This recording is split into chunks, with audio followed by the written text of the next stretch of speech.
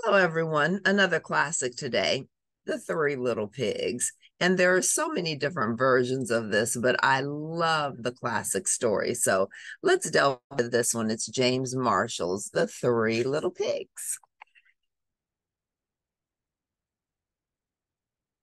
It's retold and illustrated by James Marshall.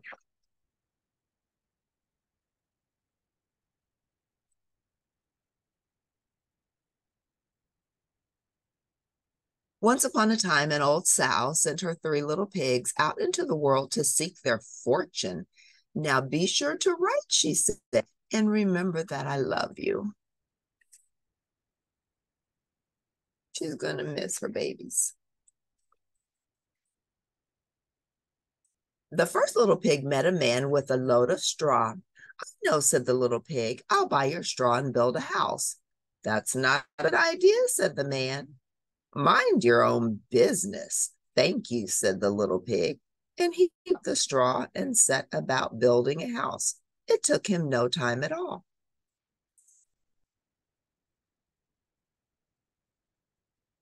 Very soon, a lean and hungry wolf happened by. Pig's just about his favorite food in the world. So he knocked on the door and said, little pig, let me come in. To which the pig replied, no, no, no, not by the hair of my chinny chin chin.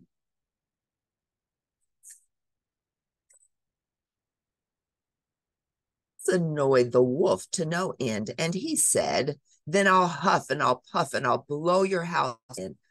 Go right ahead, said the little pig. So the wolf huffed and puffed, and he blew the house in, and he gobbled up the little pig.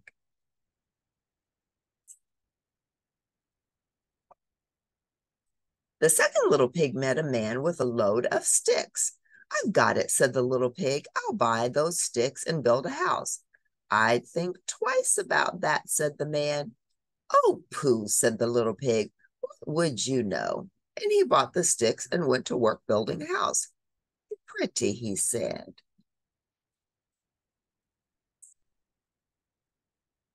No sooner had the little pig settled into his pretty house than the wolf happened by.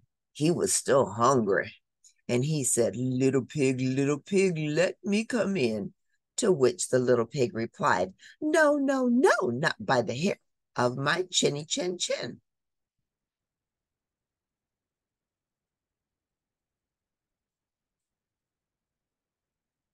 The wolf didn't care for that at all, and he said, I'll huff and I'll puff and I'll blow your house in. Huff, huff, huff, said the little pig. So the wolf huffed and he puffed and he blew the house in and he gobbled up the little pig.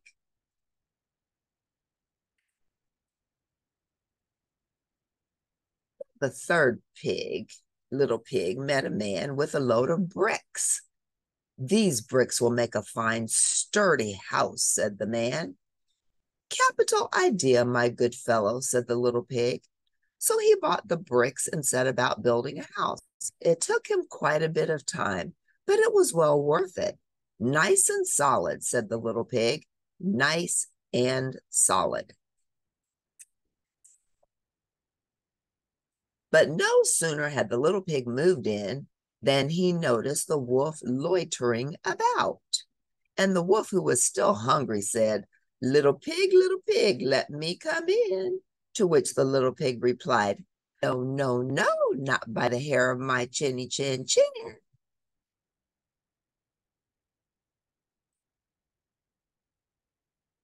Well, the wolf had heard that before, and he said, then I'll huff and I'll puff and I'll blow your house in. Oh, don't do that, said the little pig. But the wolf huffed and he puffed and he huffed and he puffed until he was quite blue in the face. The house stood firm. I'll try another approach, muttered the wolf. And he put on his most dazzling smile. Little pig, I was only teasing, he said. By the way, I hear tell that Farmer Jones has the most scrumptious turnips. Shall we go pick a few? Oh, I'm much too busy now, said the little pig. What about tomorrow morning? Excellent, said the wolf. I'll come for you at 6. The next morning, the little pig got up at 5, hurried off to Farmer Jones's turnip field, picked a basket full of scrumptious turnips, and dashed back home. When the wolf arrived at 6, the turnips were already boiling in the pot. Sorry I couldn't wait, said the little pig. The wolf tried not to show his displeasure. No harm done, he said. By the way, there's a lovely apple tree down in Merry Meadow. Shall we go help ourselves to a few apples? I must cook my turnips, said the little pig. Let's meet there tomorrow morning. Splendid, said the wolf. Shall we say at 5? The next morning, the little pig was up at 4 and went off for the apples. It took no longer than he expected to reach Merry Meadow, and while busy gathering apples in the highest tree, he saw the wolf approaching. Do try one of these, he called down, throwing an apple as far as he could. When the wolf chased after the apple, the little pig shimmied down the tree and made it safely home. The next day, the wolf came again. Really, he was quite put out. There's a fair today on Hall, he said. Would you care to go? Why don't we meet there, said the little pig. Would 3 o'clock suit you? Colossal, said the wolf. 3 it is, just to make sure he would be there at 2. At 1 in the afternoon, the little pig went to the fair and had a fine time. So fine that he lost track of the hour. Suddenly, the corner of his eye, he saw the wolf coming up the hill. Without a minute to spare, the little pig jumped inside an empty butter churn and rolled down the hill toward the wolf. Here's a butter churn. He rolled down the hill toward the wolf. Well, the wolf was so scared, he ran all the way home. That evening, the wolf went to the little pig's house and told him how frightened he'd been by a great round thing that came down the hill. Frightened you? Did I? Said the little pig. That great round thing was a butter churn, and I was inside. This was simply too much for the wolf to stand. I've been nice long enough, he cried. I'm going to eat you up right now. And he climbed onto the roof. When the little pig saw this, he put a big iron pot in the fireplace and quickly stoked the fire. Here I come, cried the wolf. Dinner time.